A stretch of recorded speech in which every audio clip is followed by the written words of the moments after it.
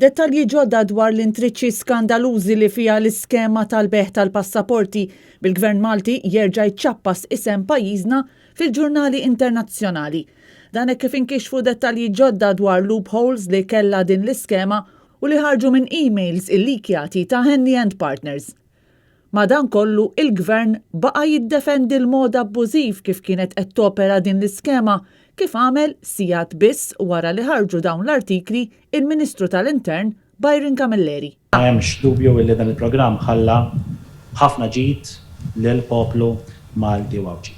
Fl-istess nifs il-Ministru ammetta li l-Gvern kellu jagħmel tibdil fl-iskema li kien jimbotta l-Prim Ministru ta' dak iż-żmien Joseph Muscat u li dejjem sabet l-appoġġ tal-Prim Ministru attwali Robert Abela. Fl-aħħar xhur bħala Gvern dejna riformi li ressaqna quddiem il-Parlament sabiex insaħħu dan il-programm, ikun programm aktar trasparenti, ikun programm illi ikun accountable u anke ħadna konsiderazzjoni ta' dak li tqajjem matul l-aħħar snin. Iżda fil-waqt li konferma li kellhom isiru tibdiliet biex il-proċess ikun accountable u trasparenti, il-Ministru baqa' jirrifjuta li jammetti li l-iskema kienet tagħti lok għal abbużi. Qed tammetti li kien hemm loopholes ħoxnin u dawn l-istejjer jitkellmu wkoll dwar l-artikli fil-medja jitkellmu wkoll dwar l-involviment ta' Joseph Muscat bħala Prim Ministru dak iż-żmien illi kien saħansitra jidħol biex jiġu mistura ismijiet ta' persuni li kienu qed jixtru l-passaport Malti għal skopijiet forsi mhux daqstant tajbin. Tammetti li kien hemm loopholes ħoxnin fiha din l-iskema għaliex s'issa għadek ma kommettejx hekk. Naħseb illi ma għadx attenta għal-risposta tiegħi għaliex inti qed tgħid illi jiena ħedlek illi ser ikun hemm riformi jew inkella tibdiliet. Biex baqa' ma mmettix id-difetti ħoxnin li kellha din l-iskema. Il-korrispondenza elettronika li ġiet ilikjata turi fost l-oħrajn kif persuni prominenti li kienu qed jixtru l-passaport Malti kienu jitolbu li isimhom jitħalla barra mill-gazzetta tal-Gvern.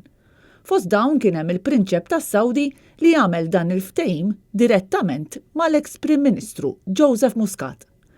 Aktar minn hekk id-dettalji li ħarġu mill-gazzetti juru kif dawn l-hekk imsejħa investituri li kellhom jagħtu prova ta' dik li kellha tkun genuine link jew rabta ġenwina ma' pajjiżna ma kinux jagħmlu aktar minn ftit sigħat f'Malta u l-investimenti li kienu jagħmlu fir-realtà kienu jkunu minimi.